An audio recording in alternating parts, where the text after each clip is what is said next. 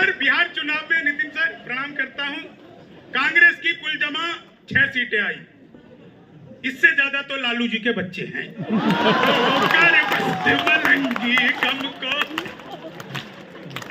दिल्ली का चुनाव में पार्टियों ने प्रचार किया, आपको मजा आ जाएगा अंतिम लाइन पे। भाजपा वालों ने प्रचार किया, दिल्ली में लाइए इस बार मोदी सरकार, केंद्र में भी मोदी, राज्य में भी मोदी, डबल इंजन सरकार। कांग्रेसियों ने प्रचार किया कि लाइए इस बार राहुल गांधी की सरकार, याद करिए पुराने समय को। सबसे बढ़िया प्रचार किया केजरीवाल की पार्टी के एक सदस्य ने, तिहाड़ के बाहर पोस्टर लगाया, फिर आएंगे केजरीवाल।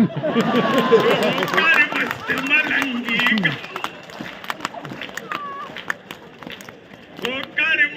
मलंगी। बहुत अच्छा आप लोग सुन रहे हैं। समय की बहुत सारी सीमाएं हैं। मैं आपको एक चीज बताऊं, मैं दुनिया के किसी भी मंच पर जाता हूं, हर मंच पर मैं धोती कुर्ता पहन करके ही जाता हूं, किसी भी मंच पर। पिछले दिनों में अमेरिका गया, 60 दिन में वहां पर था, राजेश चेतन जी साथ में थे। 60 दिन मैं हर जगह पर धोती कुर्ता पहनकर जाता था।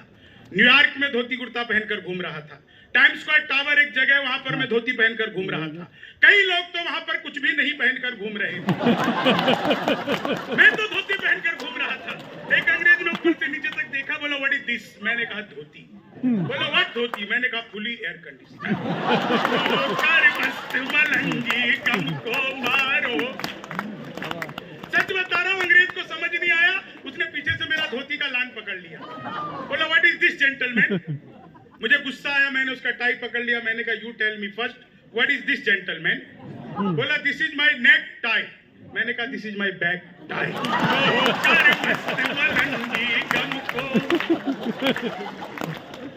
कितना बढ़िया आप लोग हंस रहे हैं।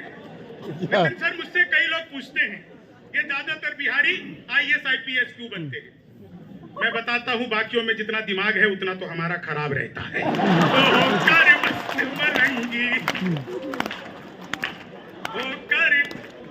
और जो सबसे अच्छा मुझे लग रहा है ना, कॉलेज के दिन मुझे याद आ रहे हैं, जब मैं, विजय मिश्रा और कपिल भाई, हम लोग साथ पढ़ा करते थे दिल्ली विश्वविद्यालय में। जो निश्चल हंसी आपके चेहरे पर कपिल भाई तब थी, वो अभी भी बनी हुई है। एक ईमानदार व्यक्ति के चेहरे पर ही ऐसी हंसी रह सकती है। मैं सच बता रहा हूं।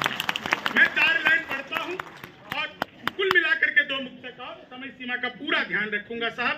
बहुत अच्छा आप लोगों ने सुना। 4 लाइनें सुनाता हूं। आज सुबह मैं लखनऊ में था, वहां पर भी अटल जी की जयंती का एक कार्यक्रम था लखनऊ में। मैं वहां से सीधे आप लोगों के बीच में आया। पिछले दिनों ट्रंप ने कहा वो भारत आना चाहता है, बिल्कुल लेटेस्ट उसका बयान था, भारत आना चाहता है। प्रवेश भाई बैठे हैं, प्रवेश भाई प्रणाम करता हूं। मैं CP में रहता हूं, CP यानी छतरपुर। वोटर हूं मैं आपका। SAR में मेरा नाम भी नहीं कटा, क्योंकि मैं हूं। और क्या, जो नहीं है उन्हीं का कट रहा है। 4 लाइन सुनाता हूं। बहुत अच्छा आप लोग सुन रहे हैं। मैं लखनऊ था, अभी 4 लाइन में वहां पर सुबह सुबह सुना करके आया हूं। वो ट्रंप ने कहा मैं भारत आना चाहता हूं। मैंने कहा कि आओ भाई, लेकिन यहाँ पर आते हुए हमारे किन किन नेताओं से मिलते हुए आपको क्या क्या ध्यान रखना है। 4 लाइन सुनिए, मंच का आशीर्वाद चाहूंगा। मैंने ट्रंप को क्या सलाह दी कि मोदी से मिलो वो तुम्हें भिखारी न कर दे, मोदी से मिलो वो तुम्हें भिखारी न कर दे, राहुल तुम्हें पदयात्री सवारी न कर दे, उत्तर प्रदेश जाना ट्रंप सोच समझ कर, योगी जी तुम्हें ट्रंप से तिवारी न कर दे, योगी जी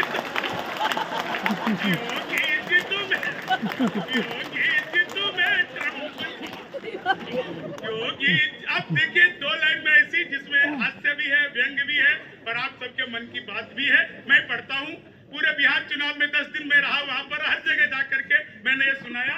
ये सुनना, आप सबको मजा आ जाएगा कि तुम तोड़ो वादा और हम निभाते रहेंगे, नाराजगी ऐसे भी हम जताते रहेंगे, जब तक नहीं आते हैं 15 लाख खाते में, तब तक तुम्हें मोदी जी हम जिताते रहेंगे, तब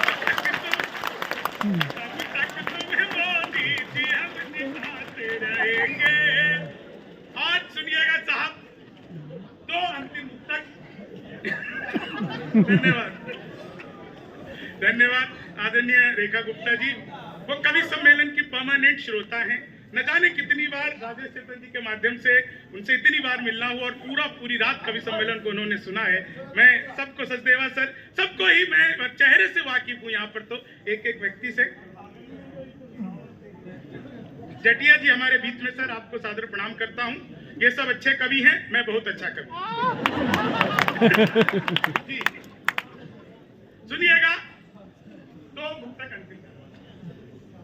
माँ भारती को इतना दुलारा नहीं होगा, माँ भारती को इतना दुलारा नहीं होगा, दुनिया में कोई इतना भी प्यारा नहीं होगा।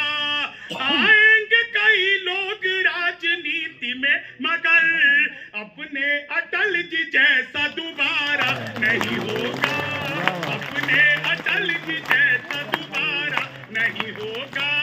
और आज 25 तारीख है और मैं क्या पढ़ रहा हूं आप लोग सुनिएगा और मुझे विदाई दीजिएगा।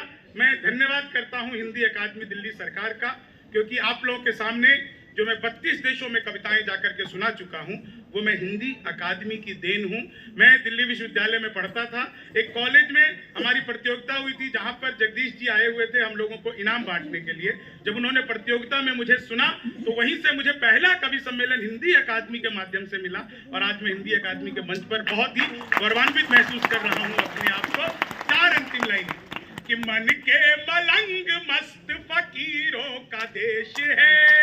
क्या बात। मेरी मित्र अनामिका जी ने इतनी बढ़िया गीत यहाँ पर आप लोगों को सुनाई, मैं उसी का कुल सार आपको 4 लाइनों में सुना कि मन के मलंग मस्त फकीरों का देश है, सच बोलते हमेशा कबीरों का देश है।